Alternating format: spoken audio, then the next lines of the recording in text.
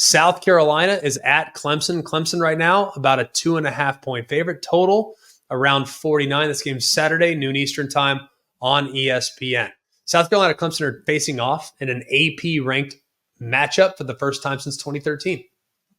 The Gamecocks, by the way, 5-1 all-time in AP-ranked matchups against the Tigers. South Carolina's won 5 straight, a win against Clemson, but matched their longest single-season win streak in the last 40 years.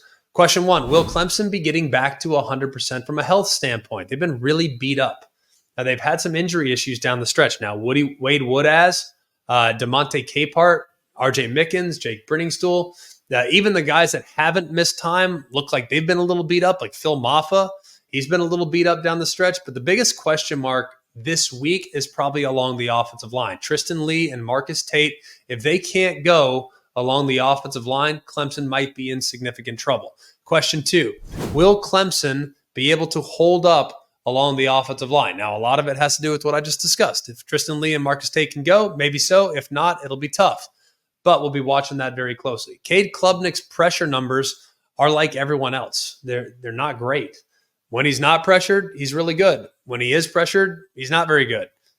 So is everybody. So I wouldn't take that too personal. It's just the realities of the situation. But one key for him might be his legs. If this D-line gets too aggressive, and they will get aggressive, this South Carolina front will tee off, pin their ears back, they rush wide, they rush upfield. If they get too aggressive, his legs could take off. We saw multiple times this year where South Carolina's defensive end, maybe a little bit too much, and then boom, the quarterback can take off, slow down that pass rush, calm them down just a little bit. But South Carolina generates pressure on 45% of the opposing quarterback's dropbacks. That's the 3rd highest percentage in the country. So remember the names: Dylan Stewart, Kyle Kennard, and Tonka Hemingway. Those guys are awesome. Stewart and Kennard on the outside, Hemingway on the inside. There's a bunch of other guys in there as well for South Carolina that can make life very difficult for Clemson. Question number 3.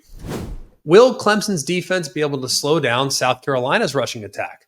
Now, Lenoris Sellers and Rocket Sanders, now that he's healthy, is looking a little faster, looking a little more effective. But Lenoris Sellers, his legs are always going to be a significant problem. He's 240 pounds. He's quicker than you realize, but he can also run with power. Here's the other problem, is that Clemson's defense has not been very good this year against the run, relatively speaking. They're giving up 4.4 yards a carry. That's 81st. Louisville gashed them, and most recently, the Citadel gashed them. They got gashed for 200-plus rushing yards in the first half. They gave up 288 altogether.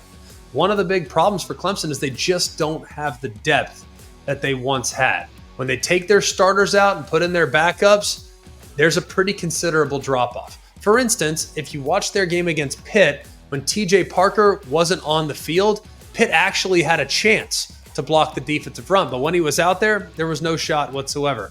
Hopefully Clemson can get DeMonte Capehart back this week, because that would help a lot. But man, the run defense, they better be at their best against a very physical and imposing offensive line and rushing attack for South Carolina. I'm taking South Carolina. I don't think Clemson's seen anything like they're going to see on Saturday from this defensive front, especially with the concerns on the offensive line. I don't think it's a very good matchup for the Clemson Tigers.